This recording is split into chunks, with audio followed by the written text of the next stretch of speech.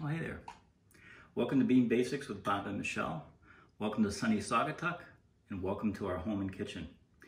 Listen, today we're talking about the Moka Pot, or at least that's what I call it. It's made by Bialetti, and it's made in Italy, and it's called a Moka Express Stovetop Coffee Maker. It's about $20, and it makes something similar to espresso, not quite, but for $20, it's a bargain. It's a pretty easy device to use. It comes in 3 parts. It comes with a lower chamber, and this is where you put water in, right up to that fill line just below that valve right there. Comes with a coffee filter. Put coffee in here. Water boils, comes up this stem, goes through the coffee, and then in the end, it comes right up this stem, out these holes, fills this chamber, and voila, you sort of have espresso. Now it's not espresso because it doesn't have 9 bars of pressure, but it's a pretty close facsimile. And really, this is sort of a cross between an espresso machine and a percolator. It's been around for a long time. So we got to load it with coffee and water. That's how we make coffee, those 2 ingredients. And if we were to fill to this line right here, it'd be about 4 1/4 ounces in here, but we're only going to put 4 ounces in. And if we were to fill, as Bialetti asks us to, which is sort of loose and light in this chamber, it would probably be about 3 tablespoons of coffee, but we're going to put 4 tablespoons. And so you'll note that we're not following the golden rule. The golden rule is 1 to 2 tablespoons, depending on taste, to 6 ounces of water. And this is literally a 1 ounce to 1 tablespoon ratio. So it's going to be a pretty strong, syrupy coffee, like espresso. Okay, well, let me get started with the coffee first. And we'll grind a little bit of coffee here. All right. Let me get this.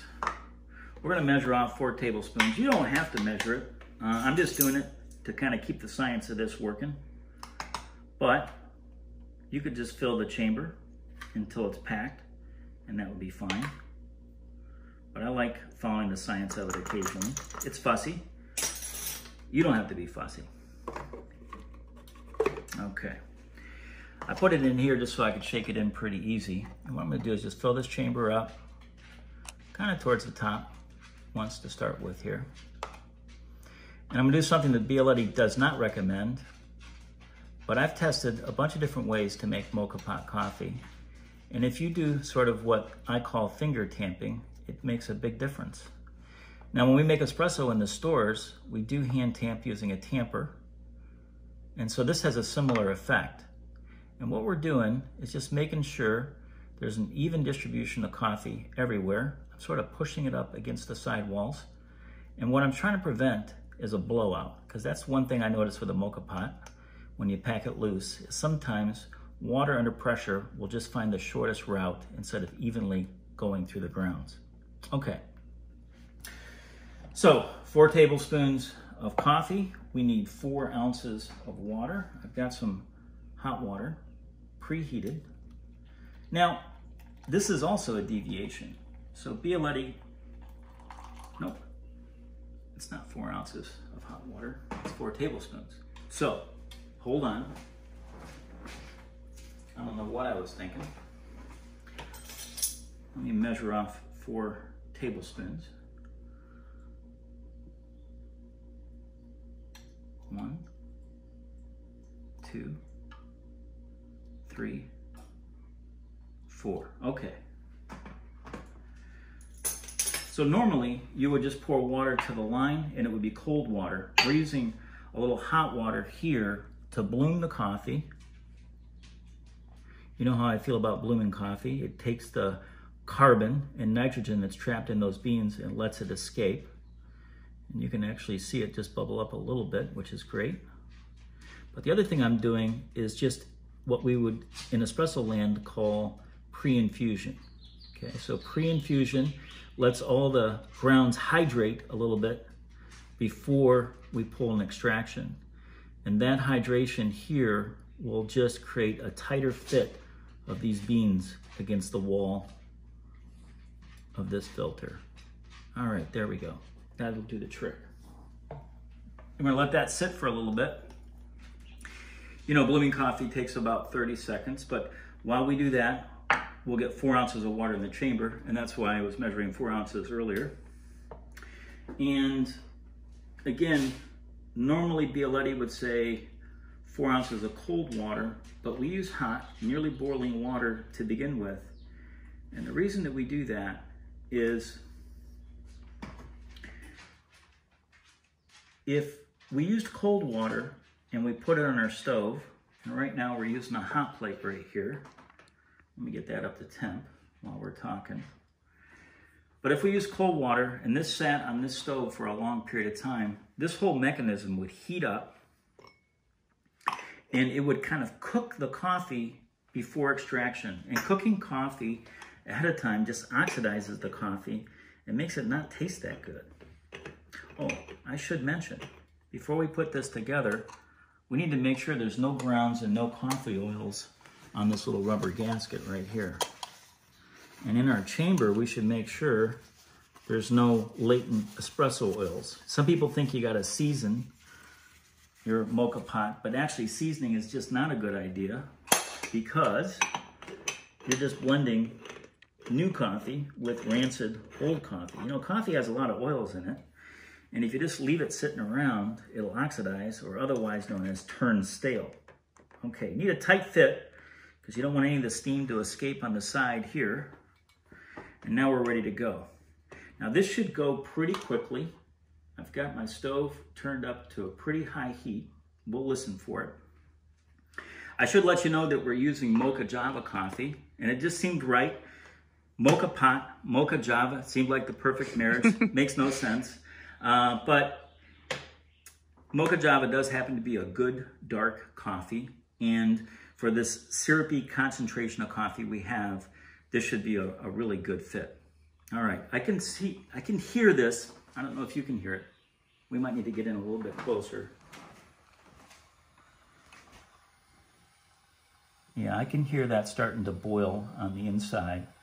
And normally you wouldn't want to leave this lid off, but we're gonna watch what happens. I don't know, can you see that foam coming through?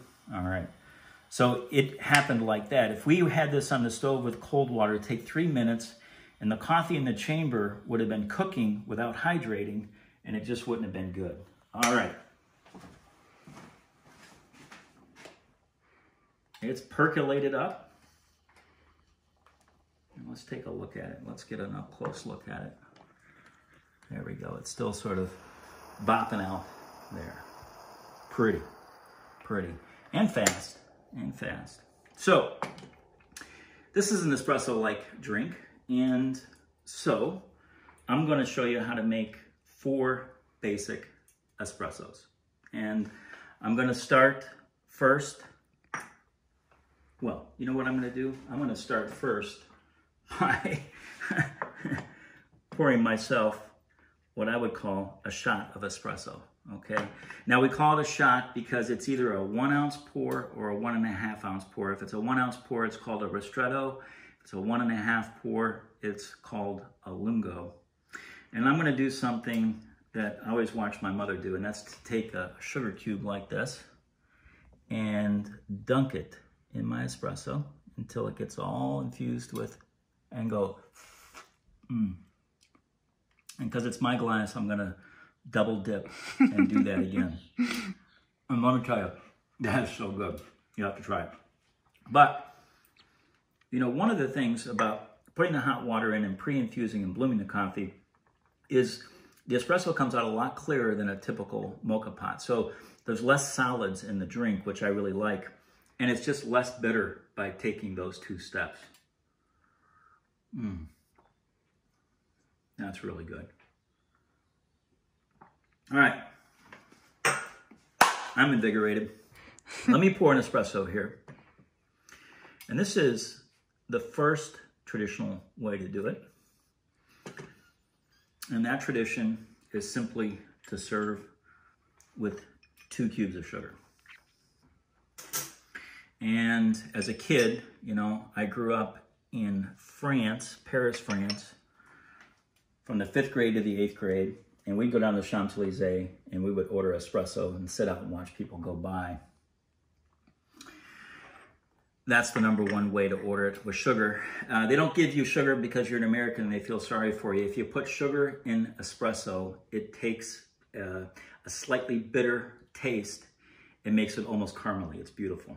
Okay, so the other way to serve espresso, and not many Americans do it this way, is to serve it with a little bit of lemon.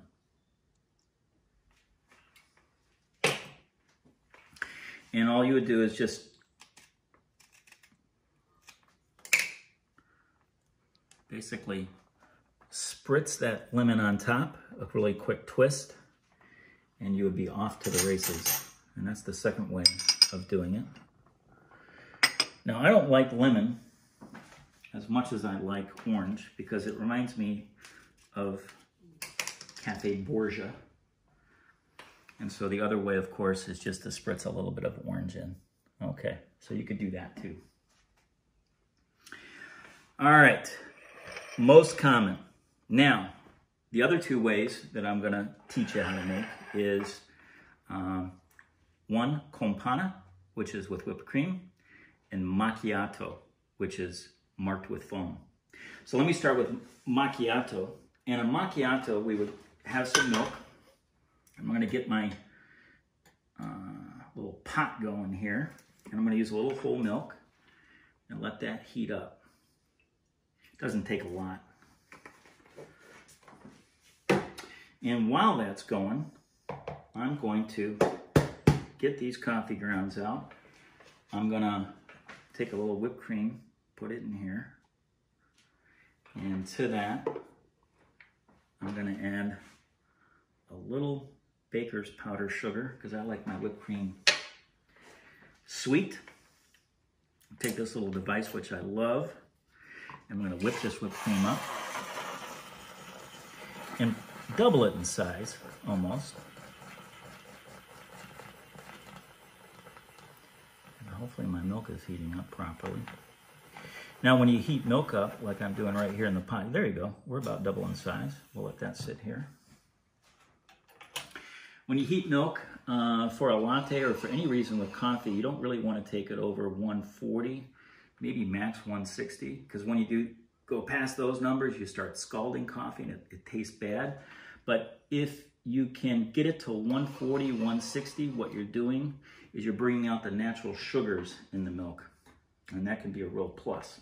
Okay, I see it smoking, and I think that that's enough. I'm just looking to take the chill off. I don't actually have to have it hot. I'll pour it into this container here.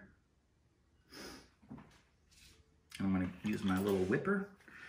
And here I'm not looking to double the volume like I was in the whipped cream. What I'm looking to do is just introduce air and some of those fine bubbles. All right, that's probably good enough there. I'm going to give it a couple tamps to get out what I would call the big bubbles. And I've made a little extra espresso in advance. So let me show you how to make espresso macchiato. So macchiato means literally marked with foam. And you want to come in close for this because it's really quite pretty to see. So it's not like a cappuccino where we have milk, lots of milk, and lots of foam. Just a little marking of foam. All right. You could still serve this with sugar if you wanted. And now, espresso campana.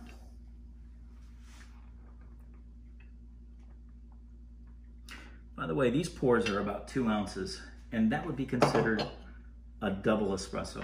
So we're having double espressos here. And campana, just a little whipped cream, a dollop of whipped cream on top. This isn't real stiff, and that's okay. There we go. Now it has a little sugar in the whipped cream already, so we don't need to serve it with a couple of cubes of sugar. But those are the 4 ways to make espresso that are sort of the basic ways. I would never do this in the morning because it's so complicated. My brain does not function well in the morning. But the time of day that this is perfect is about 3 o'clock in the afternoon. And when you need a little moment, a little break, you might make yourself an espresso using a Moka Pot. And in Europe, it'd be traditional maybe to have a little cookie with that. Here I have some pistachio espresso macaroons. And one of these with one of these would be the perfect combination. Well, that's it for this episode. Hopefully we weren't too fussy about this. I made it in my kitchen. I'm pretty sure you can make it in yours. But I do want to let you know this.